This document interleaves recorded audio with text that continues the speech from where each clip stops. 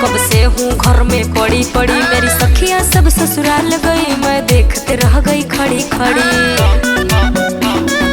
ए बाबू सुनो ना, करते हो बातें बड़ी बड़ी, कब से हूँ घर में पड़ी पड़ी, मेरी सखियाँ सब ससुराल गई, मैं देखते रह गई खड़ी खड़ी। चल मेरी बुलबुल शॉपिंग करने चलते हैं हम देहरादून, सिंगापुर में शादी करेंगे, हांगकांग में हनीमून।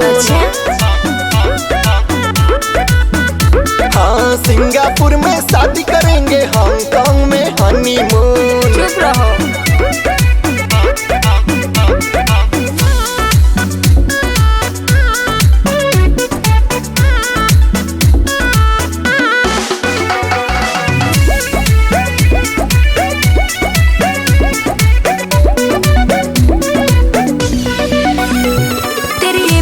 सुन सुन के बीत गए लगन मई जून के, जो कॉलेज में थी क्लासमेट अब बच्चे होंगे उनके। जोड़ी तो अपनी है रब ने बनाया, हाँ। हमने भी कुछ तो है सपना सजाया, भूले नहीं समाओगी जब बजेगी शहनाई की धुन। सिंगापुर में शादी करेंगे, हांगकांग में हनीमून। झूठ मत बोलो।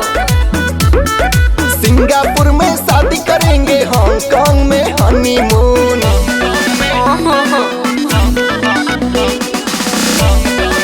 चुप रहो।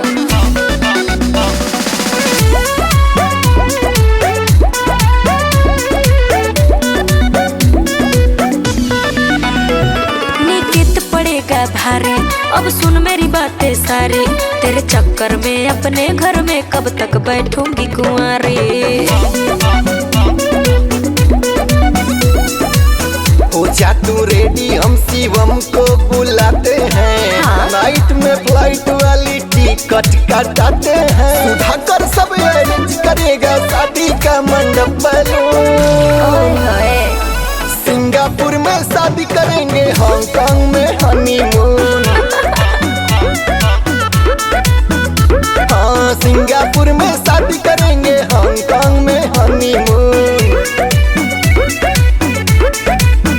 अरे ओके।